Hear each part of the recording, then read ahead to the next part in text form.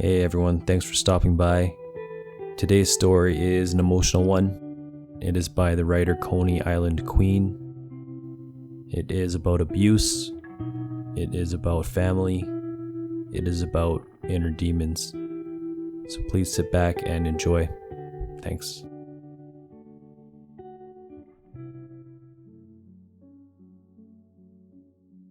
Addiction took our mother slowly, rocked her through it and sung her to sleep, sunk deep into the mattress on her bed. When her back teeth fell out, she left them on the side of the bathtub. I was 7, and I kept them in a matchbox. The missing pieces of her kept safe, so she wouldn't be lost forever. So maybe one day we could put her back together. Our house fell down around us, and we tried our best to raise ourselves. The ceilings had water damage and the bottom stairs had dry rot, and in the winters the radiators would bleed rust.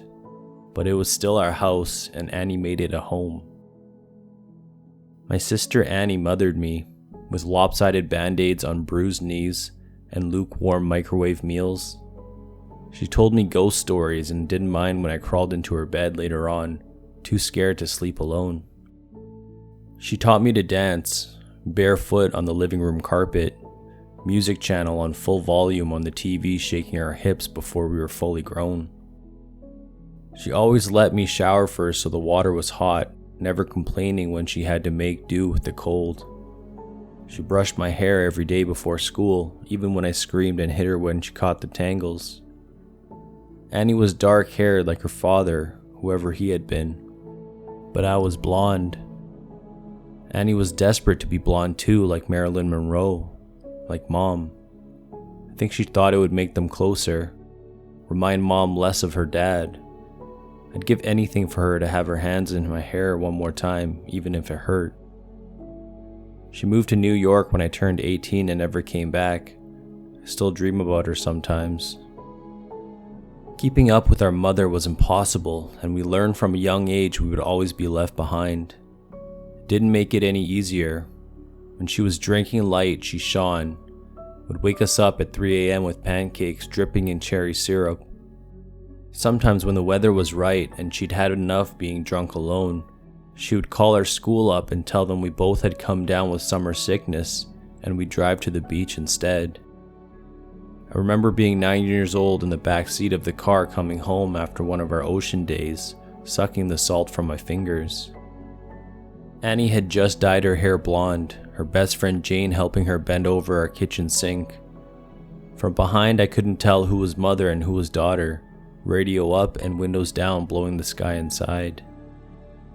When she was drinking heavy, she'd be out all night, hair piled up like a beauty queen, eyes glazed over and ringed with glitter and black. Sometimes she'd be gone for a day or two. She would never tell us when. One day we'd just wake up to an empty house and a fridge packed full, post-it note on the front with a smear of Mom's lipstick and the outline of a kiss, telling us she'd be back soon.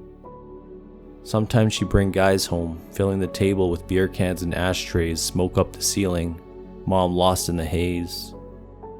We'd sleep with pillows over our heads trying to drown out the music they would blast until the AM, and wake up to strangers at our kitchen table in the morning asking us where we kept the coffee. When Mom drank too little, she fell apart. She wouldn't buy food, refrigerator a gaping hole in the wall. She'd chain smoke, leaving cigarette burns on the wallpaper up by the stairs like the walls were sick and decaying. She barely slept, walking around with blue half-moons under her eyes, knuckles raw. She would scream at the slightest thing. I remember once I spilled a glass of juice on the couch. She looked over at me with dead eyes and dragged me off onto the carpet and then took every single cushion off the couch and into the backyard and set them on fire. Annie went to watch a while from the window and then sat next to me on the floor, backs pressed against the skeleton of the seats, head resting in the crater of my collarbones. When Mom drank too much was the worst. She'd laugh too loud and too long at anything and everything until her mouth started to shake and she started crying at the breakfast table into her cereal. Annie shut down when Mom was like this, went somewhere deep inside herself where nobody could hurt her. She'd stay up until the morning watching old black and white movies on TV, whispering the lines she knew by heart like prayers. When I was 5, I'd cry when I'd find my mom passed out cold on her bed. Sure, she would never wake up. Annie would wipe my tears, tell me she was only sleeping just like the princesses in my storybook. We'd sit on Mom's bed together and wait for her to wake up. When we were older, I was the one who would pick Mom up off the bathroom floor again and again, and Annie would put her to bed, smoothing her hair off her face and the vomit from her mouth, changing her clothes if she'd pissed herself. Watching them then, there was no doubt that Annie was the mother now. It was October and I was 13, Annie 16. It was a Wednesday night and Mom had been gone for 2 days. She'd called us that morning from a payphone, voice slurring down the line, telling us she was having the best time with all her new friends, hoping we were doing fine. When she asked me if I was having a good birthday, I hung up on her. My birthday had been the day before. Annie had given me a pile of presents, strawberry lip glosses and glittery nail polishes. I didn't ask where she got the money from. I didn't care. We'd taken the bus to the beach with Jane, eaten the birthday cake she had made for me, sand getting into the frosting. It tasted like sweetness in the sea, and I savored every bite and scrape of sugar against my teeth. We watched the sun go down. Annie snapping grainy photos on her shitty Nokia as I blew out my candles, wishing over and over that Mom wouldn't come home, that she'd just stay gone this time. But that Wednesday night, me and Annie weren't speaking. Anger hung heavy between us, seeping through the floorboards. It began when she tripped at the bottom of the stairs. We'd both laughed, Annie throwing her head back, gap between her front teeth catching the light. When I bent to pick her up, I'd caught her breath, warm against the freckles on my cheeks. I let go of her arms and she fell again, hitting the floor and grinning, shaking her hair from her face. Her breath was heavy with whiskey. I couldn't start picking her up too, couldn't watch her fall again and again. Just like Mom, I knew she'd never get back up. I'd stared down at her, blonde hair fallen into her eyes, and all I could see was our mother. And then I was running, feet slamming the hallway like heartbeats turned loose. I'd run for the kitchen and tipped every bottle we had down the sink, shoving Annie back as she fought to stop me, catching liquor on her fingers as it fell. She grabbed my shoulders and made me drop the very last bottle. It smashed between us on the floor, glass shards shining like we dragged the stars out of the sky and broken them, pieces we could never get back. Outside through the open windows, the sky turned pale gold, clouds a mess of pink and cream smeared across the horizon. I cried then, watching Annie on her knees picking up the pieces. That was Annie, always trying to fix things even when it was too late. The smell of food dragged me from my room, stomach turning traitor inside my ribcage. Annie was cooking pasta, real food not made in a microwave. She'd set the table, Tammy Wynette singing softly from the CD player, Annie gently swaying her hips as she stirred the tomato sauce, rich and warm. As we ate in silence, with every bite I forgave her. Mom never cooked dinner or remembered my favorite was spaghetti ever since I was a kid, or stayed sober long enough to sit up at a table. Annie wasn't Mom. We were washing the dishes when we first heard it. A moth was crawling down the inside of the pane and I cracked the window to let it out into the dark. From the backyard came a faint sound. I tilted my head to listen as it was coming from far off, crying. I figured it was Mika, the 2-year-old next door, having a tantrum loud enough for us to catch, or maybe even Lucky Strike, the cat junkies down the street, begging for food like he sometimes did. I always wanted to feed him when he came around, winding over my ankles, but Annie always stopped me, saying once you started giving them, they never stopped taking. Looking back, I don't think she was talking about the cat. Annie flipped the Christmas lights strung up around the porch, and we sat on the plastic beach chairs watching the skies. When we were little, we'd sit outside and Annie would tell me the names of all the constellations and the stories of how they came to be hung up in the night sky. I had to grow up before I realized she had made them all up as she went along. It was a game we still like to play now, making up ridiculous stories for the shapes we could pick out. Ah, yes. That one there is the Coors Light. It got there when God dropped it out of his convertible window and never picked it up, she said, nodding sagely and hiding her smile. Of course, I said, waving my hands and pointing up past the power lines, right next to the ashtray left there by angels on a smoke break. Yeah, they say if you wish on it, all your dreams will come true, said Annie, grinning.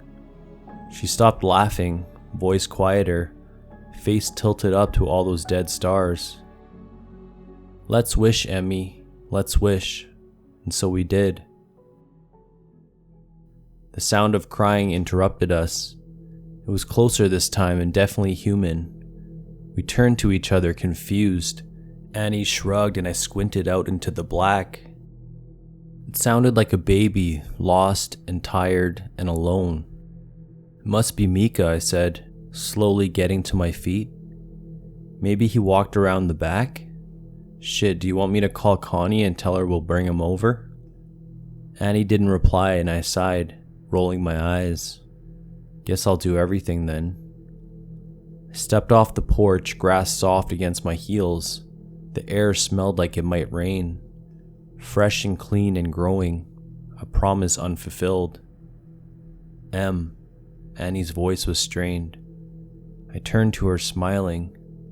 It died on my face when I saw the look on her own. Get inside now.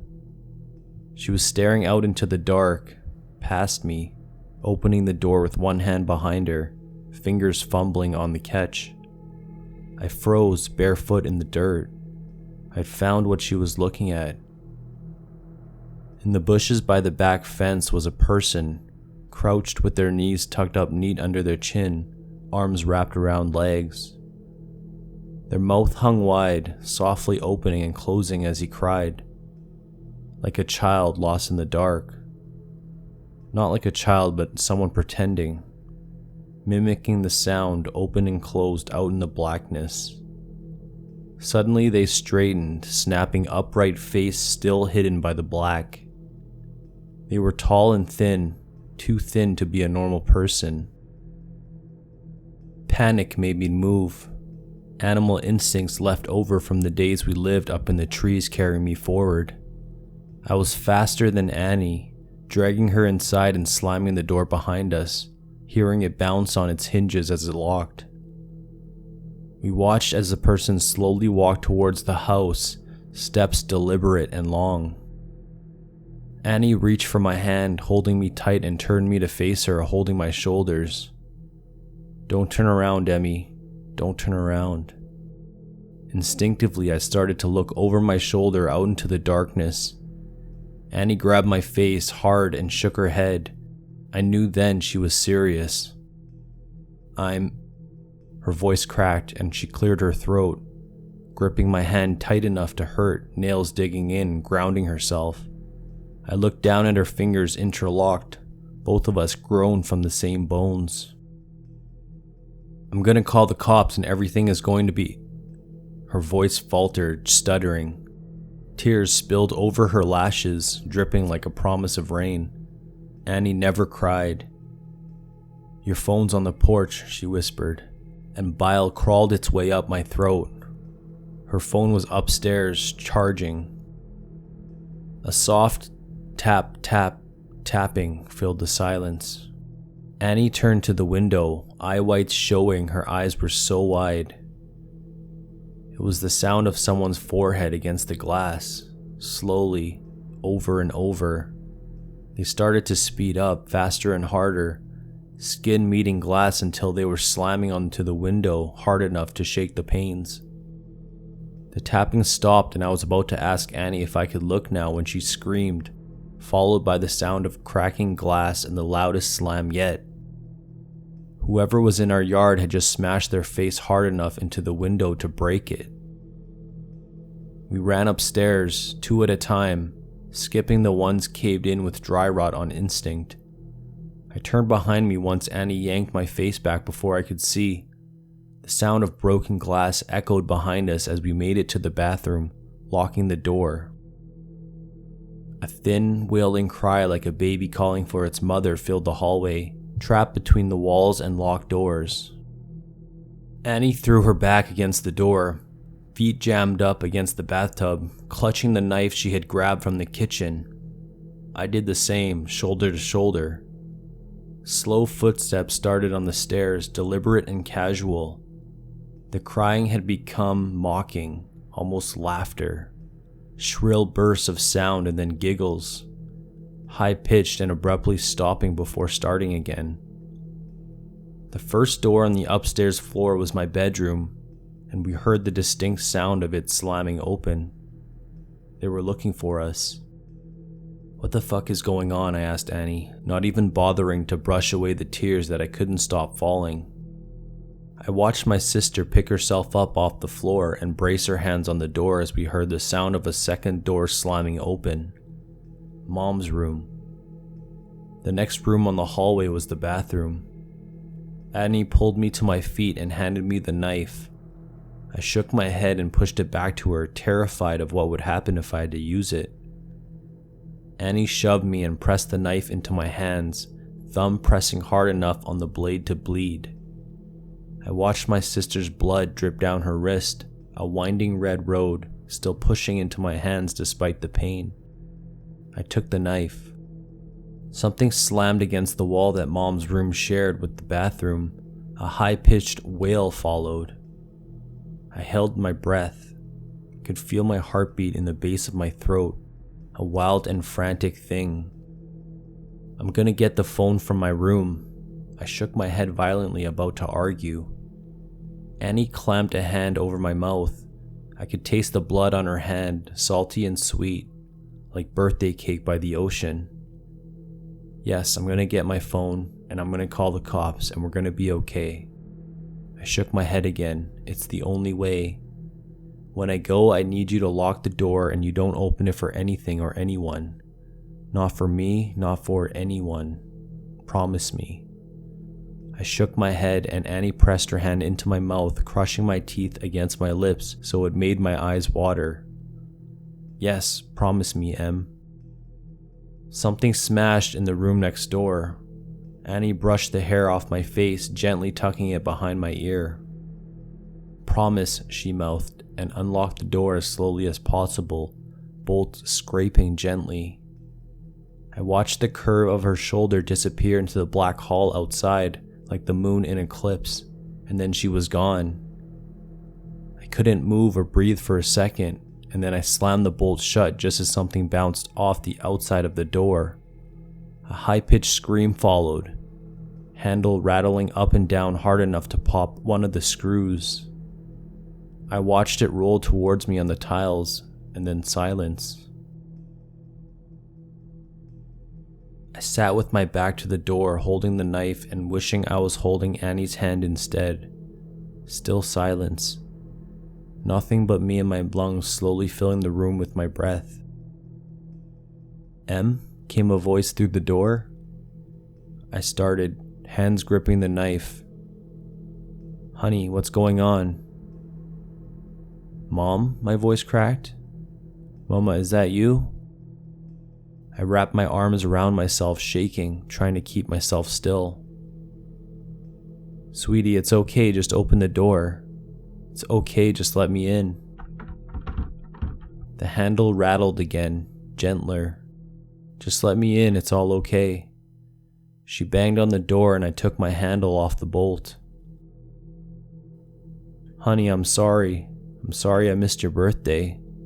I'm sorry I'm such a terrible mother, please." Her voice broke and she started to cry. "Just let me in, baby, I'm so sorry." I screwed my eyes shut. She sounded so sad and so lost. I just wanted her to hold me like when I was a kid and I'd come in off the swings with the scraped knee. Maybe this time she meant it. maybe it would all be okay. My hand found its way to the bolt again. My sister's voice came through the door, warm and gentle. "Yeah, Emily, let us in, it's all okay." My hand froze on the bolt and I tightened my grip on the knife. Annie never called me by my full name. A hand banged on the door, handle rattling. "Emily, let us in." Annie's voice became low and guttural, followed by the same shrill giggles from before. Mom spoke now, pleading and crying, voice getting louder and louder. "Let us in. Let us in. Let us in." Over and over again, punctuated by her fists on the door. I thought about demons and monsters. All the bedtime stories we prayed don't crawl out from under the bed. "That's not my sister and you're not my mother," I screamed through the door, hands over my head. I climbed into the bathtub and curled in a ball, cradling myself, knife clutched to my chest. I didn't know what it was outside that door, but I knew it wasn't Annie.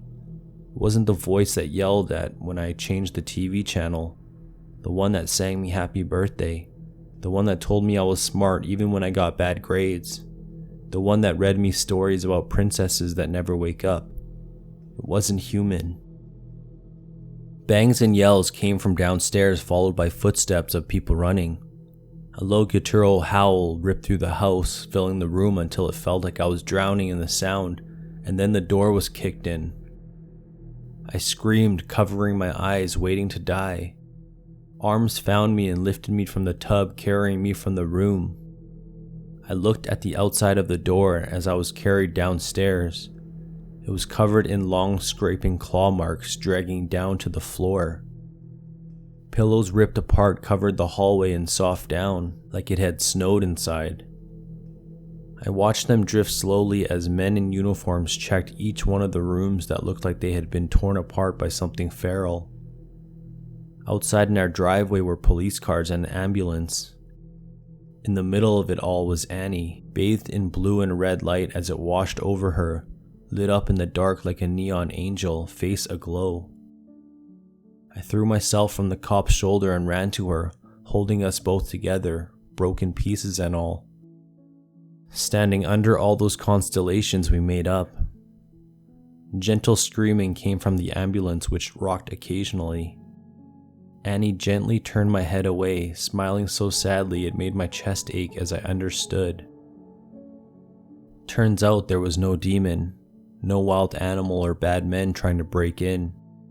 Just Mom, out of her mind on booze and drugs and everything in between, coming to the end of a week-long binge. Something had finally broken inside her head, and this time we couldn't put her back together no matter how hard we tried. Sometimes you fall one last time and you never get back up. Annie had seen her in the garden, blood dribbling from her mouth, track marks bulging on her forearms like unmapped roads, rail thin and desperate for one more hit, one more fix. She'd searched the kitchen for all the drink I'd thrown away, and when she hadn't found it, had to come hunt for the stash she hid in the bathroom. She hadn't wanted me, just the drugs on the other side of the door. So high she could mimic Annie's voice almost perfectly. Turns out the real monsters are the ones that eat you alive slowly. The kind that come in a bottle or a needle or at the end of a long list of reasons of why you can't get out of bed in the morning. Sometimes the monsters are the ones that raise you or love you the most, but it's up to you if you let them in.